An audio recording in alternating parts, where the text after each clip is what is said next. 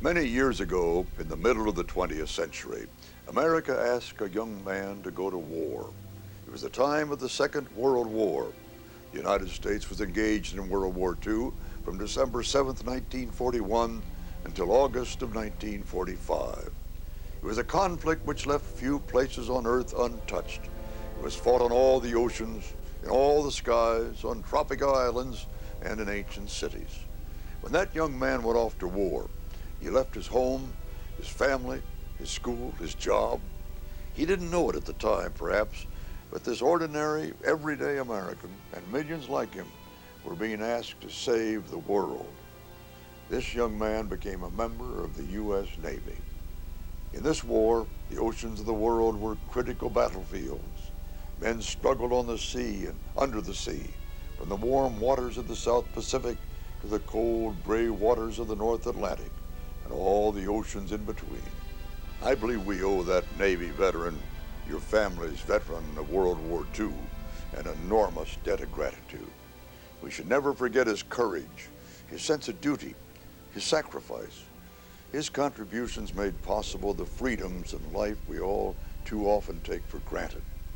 I was a correspondent during that war, the last war in which great navies fought great sea battles. Despite all that's happened in the years since, I can assure you nothing has made a bigger impression on me than the willingness of those young American soldiers and sailors to go beyond the call of duty. Because of their determination, America itself was changed, and the world as we know it today was born.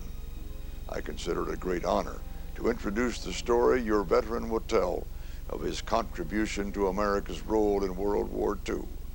It's his story, told by him in his words, and it's a part of American history.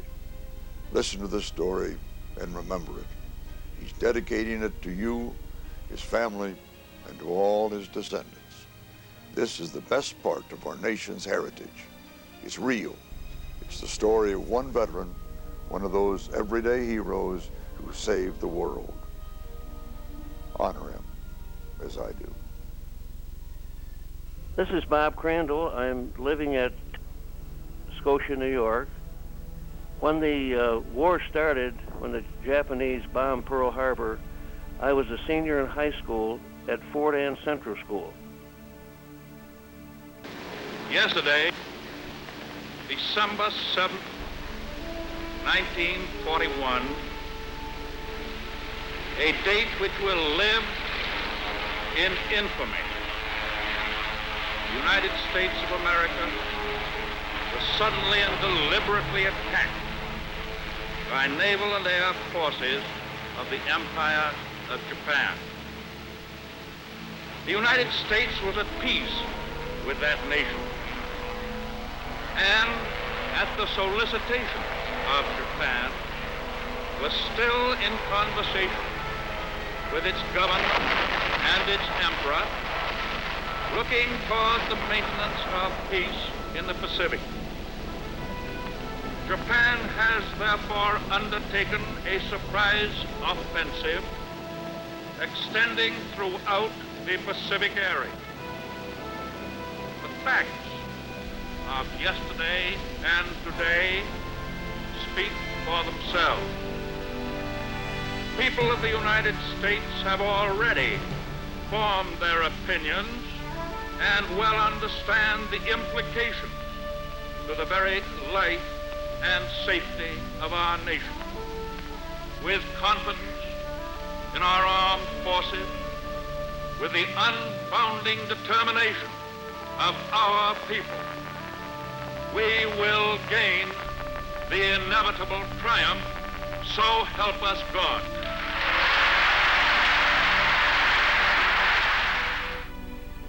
I graduated in June 1942.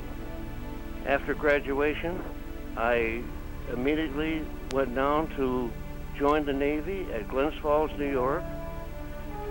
And from there, I went to Albany and then on to Sampson Naval Base for training at Seneca Lake, New York. This was in November 1942. At boot camp, we did all kinds of things, including survival and tying knots and anything which would help us when we went aboard ship. And I was there from November 42 to February 1943. I remember getting up real early, marching, and the winds coming off Seneca Lake. It was wintertime, and we just about froze to death, but we were out there every day. When I graduated from there, I was sent to some advanced training at the University of Pennsylvania for 3 months on deck officer training. This was March 1943. This was to prepare me to work on a carrier, and I also went on to radio school in Bedford Springs, Pennsylvania for 4 months. That was June 1943 to September 1943. And that's where I learned to type. I used to type at least 45 words a minute and take Morse code at 45 words a minute. That's what I did aboard ship. And of course, this later helped me in my insurance business, the typing especially.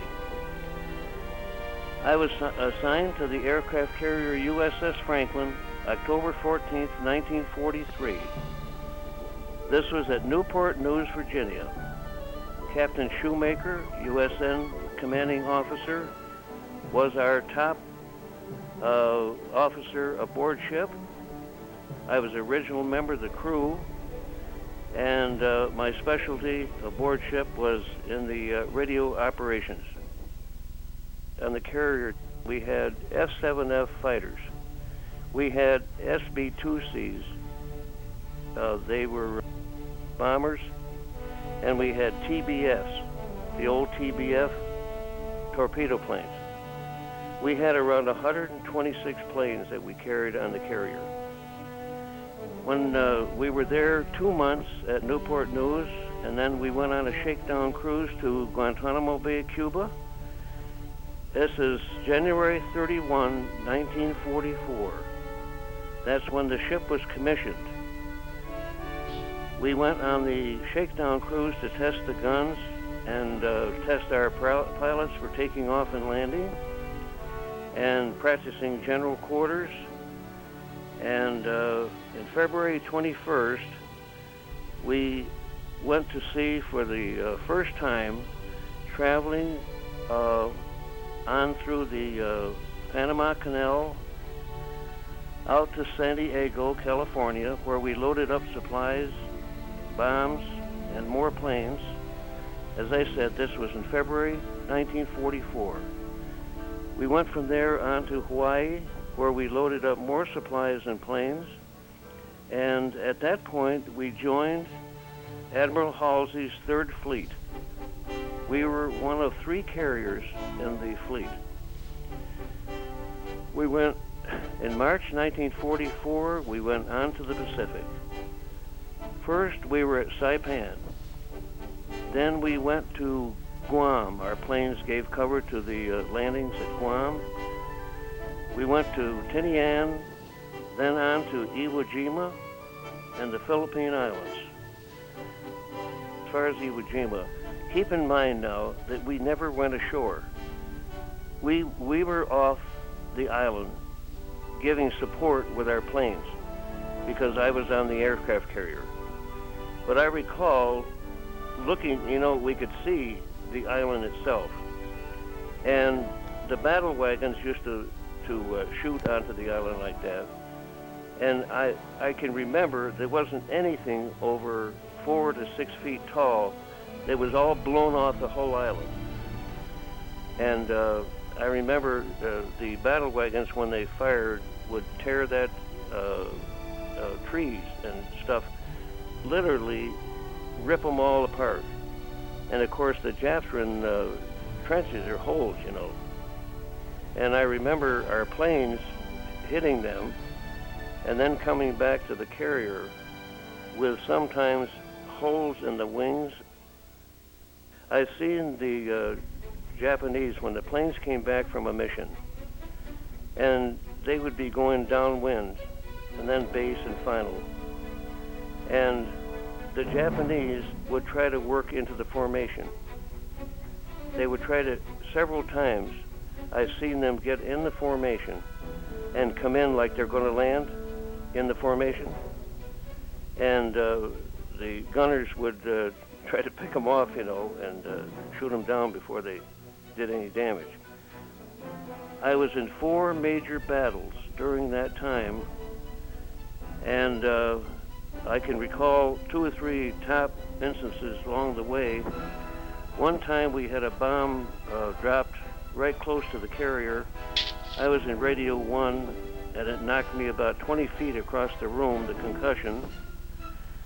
We also had a time when we had, it was on the starboard side, the general quarters, we were running across the second deck.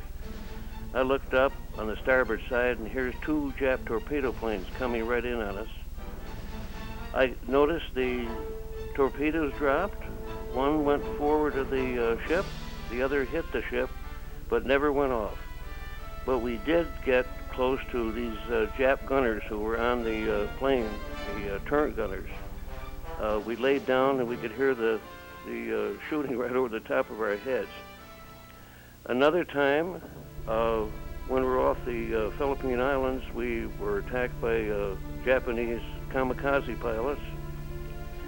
They dropped a bomb. I was in Radio 2, which is under the fantail, and they dropped a bomb down the after elevator. It went down 3 decks, blew up. The ship caught fire, and we had 275 men killed. Just that one explosion. What I did during the battle, we had 7 fighter planes that never got off the carrier. So I was one of the guys that went up and got the pilots out of their planes and pushed the 7 planes over the side of the carrier. Of course, the reason we did that, because of the high octane fuel. These are things that you know, my children couldn't even fathom. We were trapped on the back of the carrier. 25 of us were trapped back there, and I carried water to the Marine gunners, and they announced that they wanted us to jump off the ship, which was 80 feet to the water, and we would be picked up by a destroyer. So we all got together and elected not to do it. We just figured we'd try to ride it out. We had on gas masks, life jackets, helmets, and we were back there for about 4 hours before they were able to get us. The damage was so extensive on the carrier, where the Jap torpedo plane hit. It burned so much of the carrier in that area, plus the fact that it knocked 2 of the gun mounts off when it came in, the explosion and so forth. And so it was really extensive. During this time, I had 2 of my very close friends were killed. That morning I was at breakfast with them, and by 2 o'clock in the afternoon, they had been killed, which is pretty dramatic, and I don't think I've ever got over that.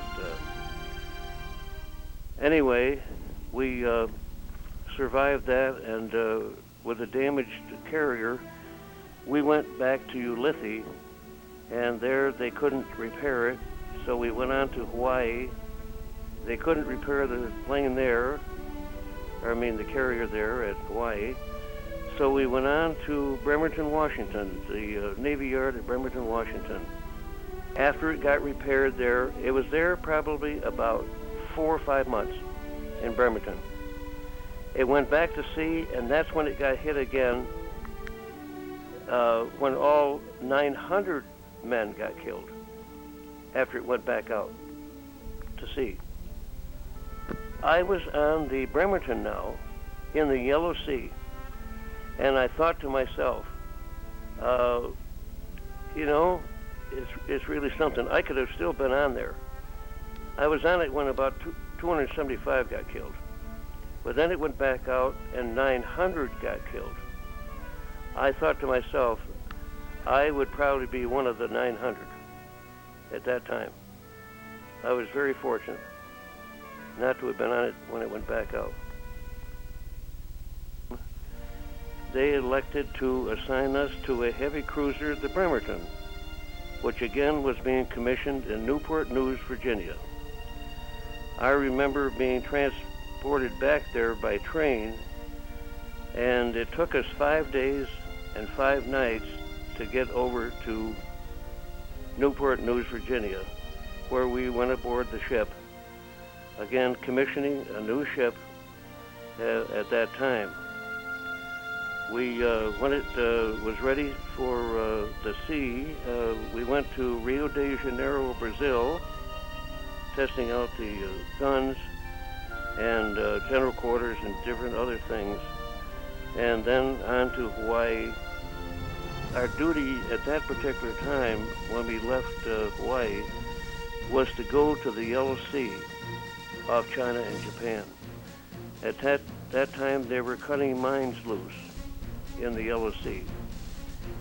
Our duty was, we had 2 seaplanes would go up and find the mines. Then they'd call up a fighter plane that had a 500-pound bomb on it, and they would blow the mines out of the water. I did this for I was on board there for about 7 months, at which time my time came up for discharge. And I worked my way back to the States on another heavy cruiser, and I was discharged February 1st, 1946 at Lido Beach, Long Island, New York.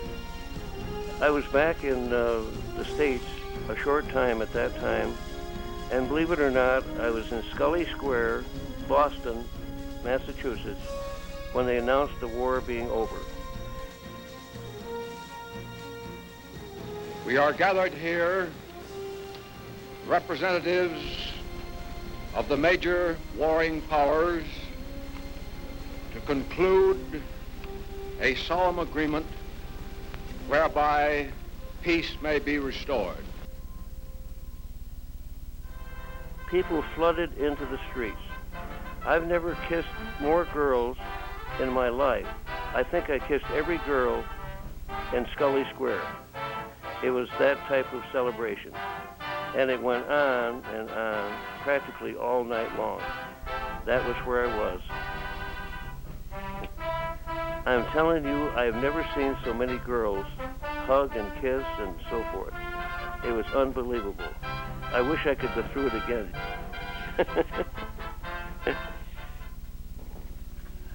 After I got out of the Navy, I spent maybe about 7 or 8 months at home.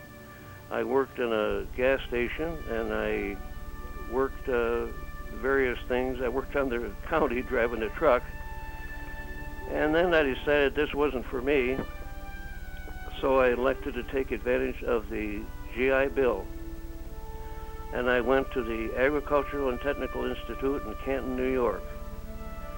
And I was there 1 year. I met a girl who was going on to Michigan State University, so I elected to go to Michigan State myself and sign up. And we both graduated together from Michigan State. I worked my way through college. I worked in a restaurant. I worked in a girls' dorm, and graduated as a teacher. Joan and I, who's now my wife, after 3 months getting out of Michigan State University, we were married July 8th, 1951. She was from Rhinebeck, New York. And we taught school there in Manchester for 3 years. And then I wanted to get into the selling game, so I joined up with State Farm Insurance Company.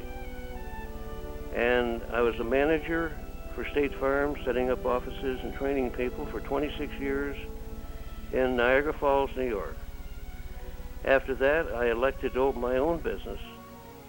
And I had my own business in Schenectady, New York for 14 years.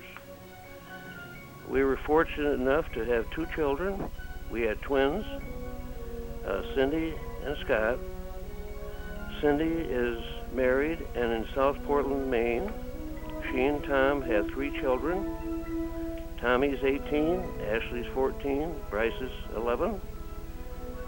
My son is a doctor in Bedford, New Hampshire, and he and Judy have 2 children, Lauren 9 and Kevin 10. And I've always felt very fortunate to have such a nice family. We go to Florida in the wintertime for 4 months. We've done that for about 10 years. And I'm very active here. I work 2 days a week in the Air Museum here in Scotia, working on World War II planes, and I've done that for about 7 years. The Aranca is the one that I have mainly worked on recently. That's a observation plane in World War II. We're making it airworthy, and we've been working on it for 2 years. 24 World War II planes at our museum. They've been given to us, or we purchased them, or things like that. And every year we have an air show here. And we have 2 of the planes that we fly for the air show that we have worked on. I'm a member of the USS Franklin Society. It's kind of a group of men. And they meet every year someplace. But unfortunately, most of the times they're in California or Florida or someplace. And they were here not too long ago, about 2 years ago. They were at Holy Cross at the college. And I was planning on going, and something came up that I couldn't go. What I was going to say as far as the war, as far as making any change with me, I think the biggest thing was that it opened my eyes to go on to college, take advantage of the GI Bill. I feel I grew up very fast from age 18 when I went in the service, and I got out of college. I felt pretty mature after everything I'd gone through. And as far as the video is concerned, I really feel fortunate and able to tell my story. And I want it for my children and my grandchildren, and I want them to realize, all the veterans that put their life on the line for them to make a free country, and also the fact that what freedom means to them today.